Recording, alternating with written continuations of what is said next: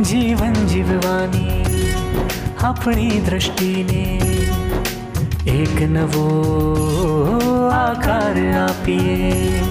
તો આવો મળીને કંઈક ખાસ કરીએ. હવે એક નવી શરૂઆત કરીએ. હવે એક નવી શરૂઆત કરીએ. શરૂઆત કરીએ. હા, શરૂઆત કરીએ.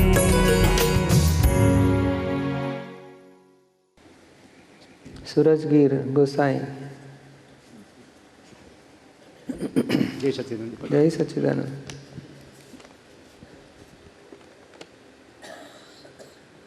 હવે આ બધું કહે ને કે આપણે પાછું ક્રમિકનું આપણે સ્તુતિમાં 7મા અંગની પૂજામાં એવું લખ્યું છે કે સપ્તમ પૂજા. આપણે કહે ને કે પૂજાનું પહેલી આંગળીથી ફાવે તો પહેલી, ને ત્રીજીથી ફાવે ત્રીજી, બધા કરે ત્રીજી જ કરવાની. આપણે તો ભગવાનને કહેવાનું, બસ મને મોક્ષે જવું છે, તમારા શરણોમાં આવવું છે, બીજું બધું આવીશ ત્યારે આવીશ, જગતનું કલ્યાણ કરો, મારા મનોચન કયા જગતના કલ્યાણ માટે વપરાવો. અને બીજું ના ફાવે તો દાદા જે જગતનું કલ્યાણ કરતા હોય એ બધાને ખૂબ શક્તિઓ આપો. અમારા નિરૂમાને એટલી બધી શક્તિ આપો, આખા ભરત ક્ષેત્રના જીવોનું કલ્યાણ કરે. વાંધો શું છે આપણે શું છે કે કયા અંગે પૂજા કરી પછી એમાં ધ્યાન રહેશે, પછી કયું વાક્ય બોલવાનું એમાં ધ્યાન રહેશે. અને પછી કે સપ્તમમાં હું પાછું ભૂલી ગયો કે છે, પછી કહેશે શું હતું ભૂલી જાય. સપ્તમ પૂજા વર્તુળ કંઠે સ્વદેશના તિલક સુરના મથુરા. હવે આ બધું ધ્યાન રાખવું પડશે, લોચા પડ્યા કરે. એમાં પાછું ત્રીજી ભૂલમાં રહી ગયું તો પાછું અરે આંગળી બદલાઈ ગઈ કે છે. એટલે આપણે મૂકો ને, આપણે જે ઠેકાણા રહે નહીં. એટલે આપણે 9 અંગની પૂજા કરીએ છીએ, 9માં પાછું ત્રીજું થયું, હવે ચોથું કર્યું, એની જરૂર નથી. આ બધું ભગવાન સાથે અભેદ થવા માંગે. તમે બસ દુનિયાનું કલ્યાણ કરો, તમારા શરણમાં દુનિયાને લો અને અમને તમારા શરણમાં લો. ભગવાનને મૂળ સ્વરૂપે ઓળખીને ભક્તિ કરીએ છીએ. એમાં બધાએ અંગોથી ઉપર આવી ગયું, સમજાય ને. કારણ આ બધું ગૂંચવાડા થાય છે. એ બધું ક્રમિકમાં બરાબર છે, કારણ એ લોકોને એવું બધું ગોઠવે ને તો જ એનું ચિત્ત ઠેકાણે રહે, સમજાય ને. એટલે બહુ આમ આપણે માટે હવે આગળનું મળી ગયું છે. આપણે ચિત્તની શુદ્ધિ થઈ ગઈ, ભગવાનના અમૂર્ત સ્વરૂપને ઓળખ્યું, કેવળ જ્ઞાન સ્વરૂપને ઓળખ્યું, ભગવાન જોડે અભેદ રહેવા માગીએ છીએ. જે હું સ્વરૂપ છું તે તમે સ્વરૂપ છો, તમારામાં મને અભેદ સ્વરૂપે રહેવાની શક્તિ આપો. મારું સ્વરૂપ તે તમે છો. એ બધું બધા જે ભાવો કરવા હોય તો કરો. જગત કલ્યાણની ભાવના કરો, આજ્ઞામાં રહેવાની શક્તિ આપો, સંભાવે નિકાલ કરવાની શક્તિ આપો. બધું જે માગો શક્તિ ભગવાનના ચરણોમાં. આ બધા અર્થોના અર્થ કરતાં બધા આપણે શું ટૂંકો ચરણવિધિના અર્થ સમજી લેવાનો. પદોમાં તો બધા બહુ લખેલા હોય શબ્દો, પણ મૂળ આપણે ચરણવિધિ જે રોજ કરવાની વસ્તુ.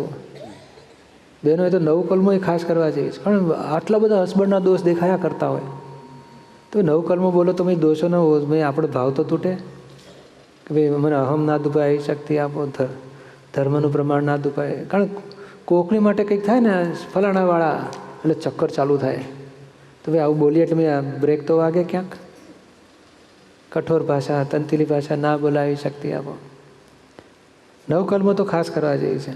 કે તમે તો હવે 5 આજ્ઞાથી ડબલ બી કહેતા હતા, હવે 9 કલમો ઉપર આવ્યા. અમારે બસ નીચે ઉતરવાનું, ભણવાનું ઉપર નહીં. અલા કારણ એટલા બધા મને વર્ણન લખે કે આટલા બધા દોષ મારાથી થઈ જાય છે. હા, 2 ટાબરિયા 2 ન હોય, આવડી નાની તો એ કહે છે મને હજુ ધાર્યું થઈ જાય છે, મારો મોહ જતો નથી, આની માટે મને દ્વેષ થાય છે, આની માટે મને જલસ થાય છે. બોલો, એટલા બધા શબ્દો લખી લાવે. કારણ શબ્દો તો રોજ સાંભળે, મને દેખાય ખરું કે આ બધા દોષ થાય છે. કેવી રીતે? તો કે 9 કલમો બોલ્યા કરો. અભાવ તિરસ્કાર ના કરવાની શક્તિ આપો, અવર્ણવાદ અપરાધ અવિનય ના કરવાની શક્તિ આપો, જગતનું કલ્યાણ કરવાની શક્તિ આપો. કેટલું સરસ વાક્ય છે. 9 કલમમાં તો બધા એક્સ્ટ્રેક આવી ગયા. બોલાય કે ના બોલાય? મોક્ષ માટેનો એક્સપ્રેસ હાઈવે છે. ના, પણ બોલાય કે ના બોલાય? દાદા ભગવાને બતાડી છે. એ તો કે છે અમે 35 વર્ષથી આ જ કરતા હતા, 35 40 વર્ષથી આખો દાડો કોઈ પણ ક્રિયા ઊભી થઈ ને અમારો તરત થાય કે આ વાણીથી આ સંતો માટે આવું બોલાયું. કારણ એમને બી એવું દેખાય કે મોક્ષ માર્ગ આ છે, આ સંસારમાં આ લોકો આવું કરાવે છે. તરત ઊભું થાય, તરત પાછું મય થાય કે ના અવર્ણવાદ અપરાધ અવિનય ના કરવાની શક્તિ આપો. બોલો, એ એટલા બધા જાગૃત હતા કે એક વિચારવાણી વર્તન ઉપર પોતાના દોષો એમને લાગ્યા જ કરે અને પછી એના ભાવ પરિવર્તન કરતા હતા. આપણે જે બની ગયું, કારણ ઊંધો ભાવ હોવાથી ઊંધી વાણી નીકળી જાય છે, સવળો ભાવ કરે તો પછી સવડી નીકળશે. પણ આવું બધું નવકલ્મો કેટલી જબરજસ્ત વસ્તુ બોલો. કોઈનો અહમ ના દુભાય, કોઈનો અહમ ના દુભાય એવી સ્યાદવાદ વાણી, સ્યાદવાદ વર્તન, સ્યાદવાદ મનન કરવાની શક્તિ આપો. કેટલી બધી શક્તિ મોટી માગીએ છીએ બોલો. અને આપતા ચરણવિધિમાં જેટલી શક્તિઓ માગી છે ને, એવી આ વ્યવહારના ઉકેલ માટે આ બહુ જબરજસ્ત નવકલ્મો છે. એટલે મને તો યોગ્ય લાગે છે. બહેનોએ તો ખાસ કરવા જોઈએ, ભાઈઓએ તો કરવું જ જોઈએ. મારું બહુ વર્ષો ચાલ્યું હતું. જ્યારે 74-75માં એક ભાઈની ડાયરીમાં આવું લખાણ વાંચ્યું, એટલે અમારે પેલા પાના થાય લખીએ ને, આ તો ઊંચામાં ઊંચી વસ્તુ છે. આખું પછી જોડે લઈ લીધું. પછી રોજ ચાલ્યા જ કરે વાક્ય કલાકો સુધી. જેમ ચરણવિધિના ખૂબ વાંચ્યું, આરાધન કર્યું હતું, એ તો એક એક શબ્દ ઉપર એટલું બધું ચાલુ કર્યું હતું કે આ તો ઊંચામાં ઊંચી વસ્તુ છે. કારણ આપણો વ્યવહાર અજ્ઞાન દશામાં અજ્ઞાન માન્યતાઓથી ઊંધો નીકળ્યો જ છે. હવે ઊંધો વ્યવહાર એટલે ઊંધી માન્યતાના આધારે થઈ ગયો હતો. તો આ છાતી માન્યતાઓ છે કે કોઈ જીવને દુઃખ ના થાય, અહમ ના દુભાય. અહમ દુભાવો એટલે શું? એનું નવકલ્મોને જ એટલે ભાવના સુધારે ભવોભવમાં તો કેટલું બધું એનાલિસિસ દાદાના શબ્દોમાં છે આપણી પાસે. હવે વાંચવા જેવી છે. આજથી ચાલુ કરજો એ ચોપડી. ડબલ બી તો વાંચવાની જ નિયમથી. એક પૂરી થાય એટલે બીજી, બીજી પૂરી થાય એટલે ત્રીજી. હવે નવકલ્મો કરવાની. નવકલ્મો કરો છો ને, એ કામ કરતાં કરતાં કરો ને, એ કેવું કહેવાય, હરતા ફરતા ફાંકા મારવા. એટલે એ આપણે બેનિફિટ એક્સ્ટ્રા આઇટમ કહેવાય, એક્સ્ટ્રા આઇટમ. નિયમથી દાદાએ ખરેખર શું કહેલું? સવારે કરજો, બપોરે કરજો અને રાત્રે કરજો. દિવસમાં 3 વખત જુદા જુદા ટાઈમે કરજો. તે લોકો એક જ વખત કહે છે કે ને કોઈ પણ રસમાં લુપ્તપણું ના કરાય એવી પરમ શક્તિ આપો, શક્તિ આપો, શક્તિ આપો. 3 વખત થઈ ગયું કે છે. એવું નહીં, એવું નહીં. 3 વખત એટલે સવારે આખી નવકલ્મો બોલવાની. કારણ આપણું બધું કચરો કેટલો બધો હોય છે બોલો. એક રસોડામાં સાથે કામ કરતા હોઈએ તોય 2 વ્યક્તિ વચ્ચે કેટલા બધા મતભેદ ઊભા થઈ જાય ને. હવે એ બધાને તમે ક્યારે ધોઈ શકો?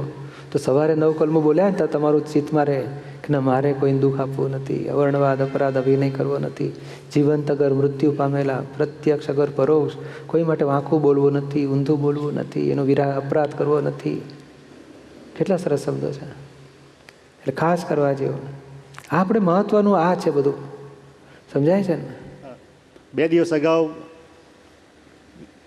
સામાયિકના જે થયેલા એની દીપકભાઈ મેં વિગત આપેલી આપને, અને એ પ્રમાણે સામાયિક કર્યા છે.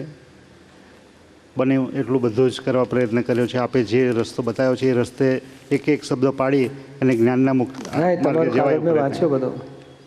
એ બરોબર છે. હા, સરસ કરો છો, એ રીતે કરે જજો. પણ હું કરું છું નહીં, આ સૂરજગીરી કરે છે એવું રાખવું. કહો સરસ તમે કરો છો, પછી હવે આ સાફ કરી નાખો. દાદાએ નહોતું કહ્યું 13મી આપતાણી નથી આવતો, એક ભૂતગલને ચોખ્ખો કરો. ચંદુ નવરો જ નહીં પડવા દેવાનો. ચાલો બધા આ સાફ કરી નાખે, થઈ ગયું. હવે આ સાફ કરી નાખે, આ થઈ ગયું, આ સાફ કરી નાખે. આપણે જુદા ચંદુ જુદો. ભૂલ કરનારો ચંદુ, ભૂલ ધોનારો ચંદુ, ભૂલ દેખાડનારા શુદ્ધાત્મા આપણે. એક જ પાનમાં માહિતી આપી છે એટલે પૂરી અપાઈ શકાય નથી. ના, બરોબર પણ આપવા માટે પૂરો જોઈએ ને. પછી કેટલું લાંબુ લોકો આટલી બધી ચોપડી લખીને લાવે, મારી જોજો બરોબર લખાય છે ને, મેં મૂકી રાખો, કાલે જોઈ લઈશ શું થાય. પછી તમારે તો 2 મિનિટમાં વાંચીને સમજી ગયો, બરોબર છે. જય સચિદાનંદ. જય સચિદાનંદ. હવે એટીપીની અંદર રહેવા આવવા માટેની મારી ઈચ્છા છે. ક્યાં એટીપી? હા, એટીપી બરાબર. એટલે સોમવારે મને ઈચ્છા થઈ કે જબરજસ્ત કે ભાઈ જવું છે, તો એની માટેના રૂપિયા આ તે બધી વ્યવસ્થા હું ગણતરી જ કરવા મળ્યો એમ કુદરતી કે ભાઈ અહીંથી અહીંયા આટલા કરી અને કન્ટિન્યુ આખી 2 દિવસ સુધી ચાલ્યું આ. અને રાત્રે સૂઈ ગયો હું અને 2:15 વાગે બારીની બાજુમાંથી જ નિરૂમા મારી સામે આવી ગયા તરત જ. એટલે મને કે શું બધા ગણતરી કરે છે તું? 2 લાખ અહીંથી લાવીશ બધી ગણતરી શું કામ કરે છે તું? મેં કીધું ગણતરી તો કરવી પડે ને, કારણ કે રૂપિયા ભેગા કરવા માટે, બીજા વ્યવસ્થા કરવા માટે. તો મને કે 2 વર્ષ પહેલાં તારા માથા ઉપર ઝાડ પડ્યું હતું, તું બેભાન થઈ ગયો હતો, ત્યારે તે ગણતરી નહોતી કરી કે આ રૂપિયા ક્યાંથી આવશે, માથાના ટાંકા ક્યાંય લેશે, બધી વ્યવસ્થા થઈ ગઈ હતી તારી. અને હવે તું ગણતરી કરે છે તો ગણતરી બિલકુલ મૂકી દે. તું કશું કરવાનું બધું થઈ જવાનું છે. અને તું શનિવારે સવારે વહેલો દીપકભાઈની 8 વાગ્યાની જે મિટિંગ છે એની અંદર તું જતો રહે. અને અત્યારે હું 7:30 વાગે વહેલો ઉઠી ફેમિલીને કીધું ચલો આપણે જવું છે ત્યાં, અને અત્યારે હું અહીંયા આવી ગયો અને બધી 2 દિવસથી મને બિલકુલ બંધ થઈ ગયું છે કે અહીંથી આ લાવીશું તે કશું જ નથી વિચાર આવતો, બધું વ્યવસ્થિત થઈ જવાનું છે મને કે, અને દીપકભાઈ ચરણોમાં બેસી જા એટલે કશો પ્રોબ્લેમ આવવાનો નથી. બહુ સારી વાત છે. એટલે અત્યારે હું આવી ગયો છું આ રીતે આપણા ચરણોમાં, અને જે વ્યવસ્થિત થશે એ થવા દીધું.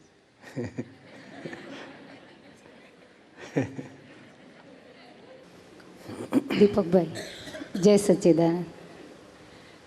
પ્રતિક્રમણ થાય છે, પણ અમુક વ્યક્તિઓ માટે પ્રતિક્રમણ કરવા બેસું છું ને તો પાછું ઊભું જ થઈ જવાય છે.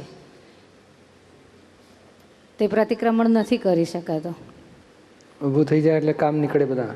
ના, એટલે એની માટે અતિક્રમણ કોઈ એક ફાઇલ માટે પ્રતિક્રમણ કરવા બેઠા એટલે એમ થાય કે ના ના આને આવું કરેલું જ હતું ને, પછી એનું કેવી રીતે એવો અહંકાર આવી જાય છે ખબર નથી પડતી, પણ પ્રતિક્રમણ તેનું થતું નથી. એને દોષિત જ દેખાયા કરે છે. હા, તે હકીકત સાચી હશે ને?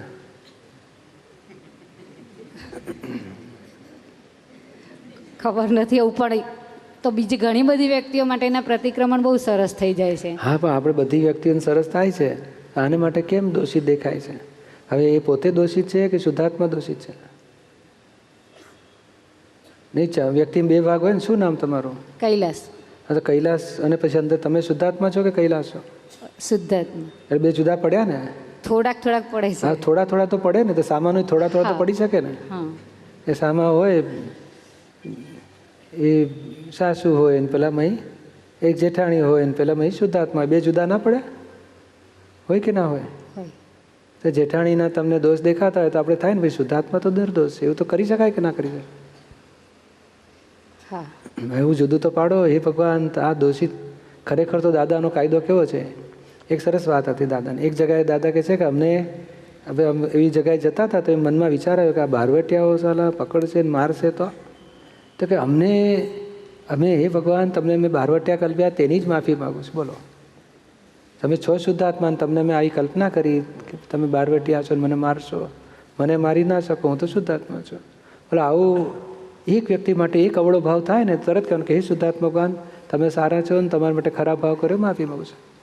આત્મા તો ચોખ્ખો છે ને અંદર, એની માટે તો અવળો ભાવ કરાય નહીં ને. તો પછી એટલું તો પકડી રાખો ને તોય બહુ થઈ ગયું. હે ભગવાન તમારી માટે મેં અવળા ભાવ કલ્પના કર્યા, માફી માગું છું, અને માફ કરો, આવી ભાવ ના બગાડવાની શક્તિ આપો. અને આટલું કરી શકાય ને? ક્યારથી કરશો? આજથી કરજો. આજે છે ને આપણી આંખે દેખાય ને એ સત્ય હોતું જ નથી, કાને સંભળાય ને એ સત્ય હોતું જ નથી. આખી દુનિયા તમને કે કૈલાસ છો તોય ખોટી વાત નીકળી છે ને, તો કઈ વાતને તમે પકડી રાખશો? શું કામ બધા દોષો જોઈને દુઃખી? અને કોણ ભોગવે છે? કંઈ પણ વ્યવહાર બન્યો એ વ્યક્તિ સાથે તો કોણ ભોગવતું હોય છે? કૈલાસ. તો પછી આપણી જ ભૂલ છે ને, પકડીને શરૂઆત કરો. ભોગવે તેની ભૂલ. જો ભૂલ ભોગવટો આપણને આવતો હોય તો ભૂલ આપણી છે જ. પછી એ ભૂલવાળી છે વ્યક્તિ, એને કેમ આપણે ભૂલવાળી કહેવાય? શેના માટે તમે ભૂલવાળી કહીને તમે શું મોટા મોટા ઇન્દ્ર મહેન્દ્ર થઈ જવાના છો બીજાની ભૂલો કાઢીને? આ કંઈ મોક્ષે જવાના લખાણો છે? કેટલા બધા ગુનાહ ઊભા કરીએ છીએ સંસારમાંથી. આ કંઈ ને કે છૂટવાનો રસ્તો જ નથી. બીજાના દોષ જોવા એ તો કેટલી ભયંકર ભટકામણ છે સંસારમાં. કેમ આપણને ખૂંચતું નથી? અને હજારો કરોડો દોષો છે, એમાં 2-4 દોષ આપણે સ્વીકારી લેવામાં વાંધો શું છે? અહંકાર એટલો બધો શું આડો ફાટે છે? હું સાચી છું, સામો જ ગુનેગાર છે. It's Dada Bhagwan Foundation presentation. Trimandir Sankul, Adalaj, District Gandhinagar, Gujarat. Phone 9327 010101.